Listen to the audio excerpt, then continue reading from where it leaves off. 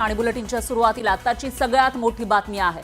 निलेश चव्हाणला नेपाळमधून अटक करण्यात आली आहे। वैष्णवी हगवणे प्रकरणी निलेश चव्हाणला ही अटक करण्यात आली आहे। आत्महत्येनंतर वैष्णवीचं बाळ निलेश चव्हाणकडे होतं। वैष्णवीच्या नातेवाईकांना धमकावल्याप्रकरणी निलेश चव्हाणवर गुन्हा दाखल होता आणि आता तो फरार होता। आतापर्यंत मात्र नेपाळमध्ये तो सापडलेला आहे। नेपाळमधून त्याला अटक केल्याची माहिती समोर येते। आताची सगळ्यात मोठी आणि महत्त्वाची बातमी। दरम्यान याविषयी अधिक माहितीसाठी आपले प्रतिनिधी अभिजित पोते हे आपल्यासोबत जोडले गेले आहेत। अभिजित, काय सांगाल? अनेक दिवसांपासून फरार असलेला निलेश हा सापडलेला आहे। नेमकं कशा पद्धतीने त्याचा सुगावा लागला, कशी ही अटक झाली? फरा आपण पाहतोय की बेसिक माहिती जी पिंपरी चिंचवड पोलिसांच्या गुन्हे शाखेनं निलेश चव्हाण जो हगवणे प्रकरणातील सह आरोपी आहे, गेल्या अनेक दिवसापासून फरार जो आहे तो निलेश चव्हाण होता।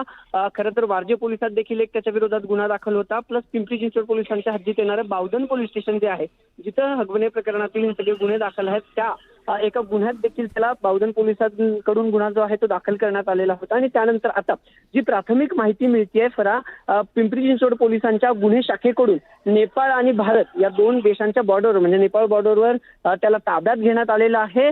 ज्या प्रकरणी त्याला सह आरोपी करण्यात आलं होतं, जे वैष्णवी हगवणेचं बाळ आहे ते बाळ बळजबरीने त्याच्याकडे ठेवलं आणि कसपटे परिवार ते बाळाला घ्यायला गेल्यानंतर त्यांना शस्त्र जे आहे ते दाखवण्यात आलं होतं। या सगळ्या प्रकरणी जो बावधन पोलीस स्टेशनमध्ये सह आरोपी करण्यात आला होता तो निलेश चव्हाण बाळाची हेळसांड केली, बाळाला त्रास दिला, असा गुन्हा जो आहे तो त्याच्यावरती दाखल करण्यात आला होता। गेल्या अनेक दिवसांपासून कर्वेनगर, खरं तर वारजे पोलीस असतील, पुणे पोलीस किंवा बावधन पोलीस असेल, गुन्हे शाखेचे बावधन पोलिसांची पथकं असतील, पिंपरी चिंचवड पोलिसांचे गुन्हे शाखेची पथकं असतील, इतकी पथक निलेश चव्हाणच्या मागावरती होती। जी माहिती पुणे पोलिसांकडून मिळाली होती की पुण्याच्या बाहेर 200 किलोमीटर पर्यंत असेपर्यंत तो ट्रेस झाला होता, पण त्याने त्याचा मोबाईल जो आहे तो नंतर बंद केला आणि निलेश चव्हाण तिथून फरार झाल्याची माहिती पोलिसांकडून मिळाली होती। कदाचित तो राज्याबाहेर गेला असेल अशी प्राथमिक अंदाज जो आहे तो पोलिसांकडून वर्तवण्यात आला होता। पण बरोबर आहे अभिजित, एकूणच आता तो पुण्यावरून नेपाळपर्यंत कसा गेला, त्याला कोणी मदत केली का, हाही सवाल आहे। याविषयीचे अपडेट आपण घेत राहूया। धन्यवाद तुम्ही दिलेल्या या सविस्तर माहितीसाठी।